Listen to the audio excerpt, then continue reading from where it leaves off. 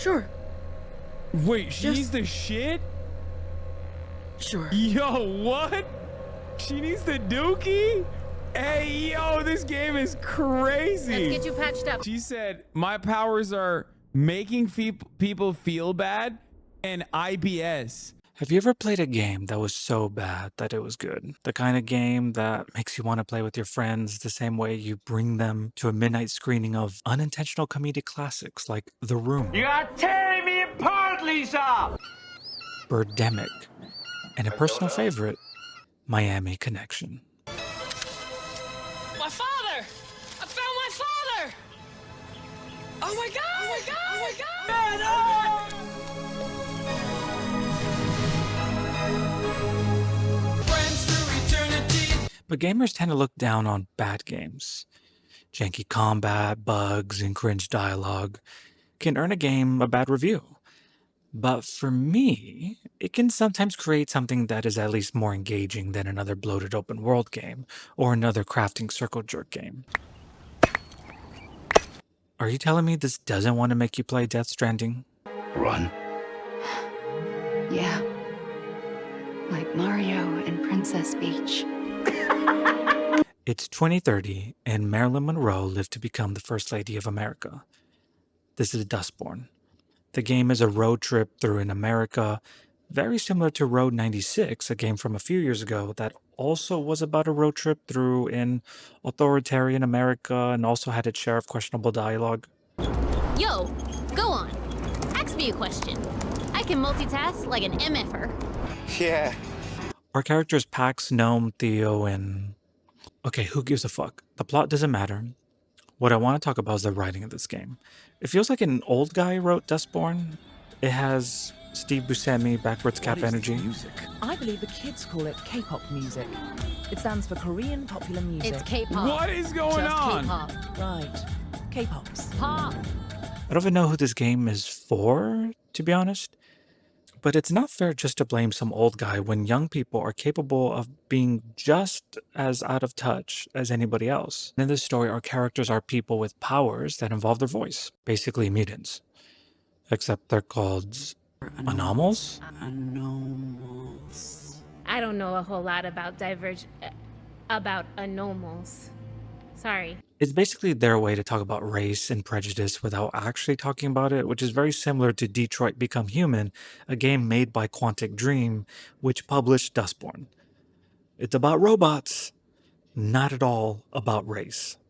Roll the clip, Ducky. What'd you do? Yo, you know what he did?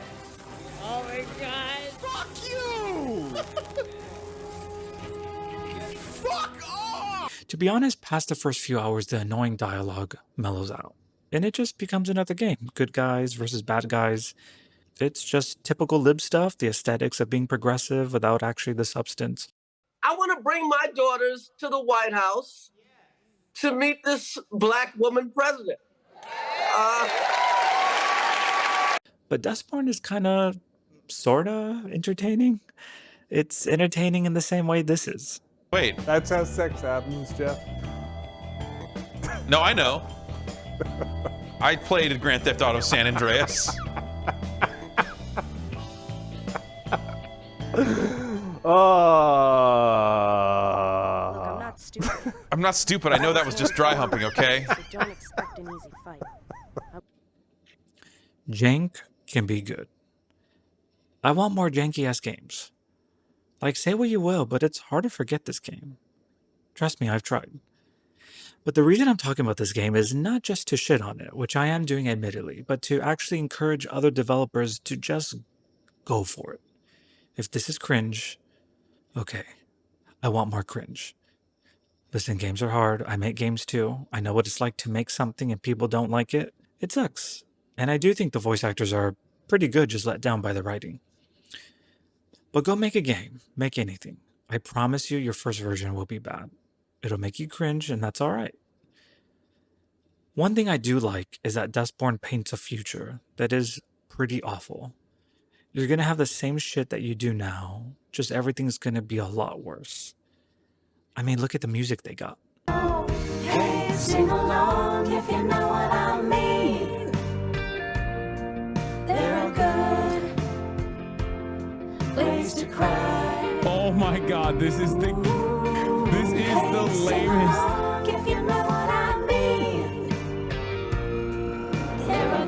I think this game has made me unironically queer-phobic. It's a hard contrast to the dystopia leather fleshlight neon light corn that is Cyberpunk 2077. Don't get me wrong, they're both concerned with aesthetics, but if Cyberpunk was a little more honest about America's future, the game would look a little more like this. Imagine you have multiple sclerosis. Without warning, your insurance stops your medication, so you become paralyzed. Welcome to Night City.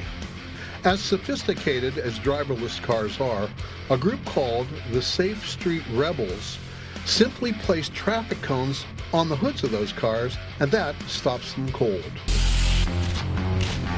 Another student texted, "Mom, I heard gunshots. I'm scared.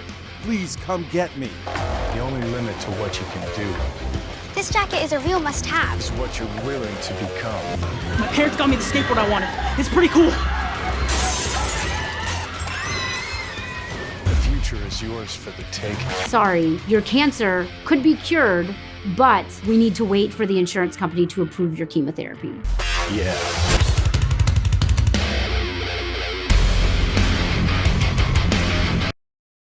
Yeah.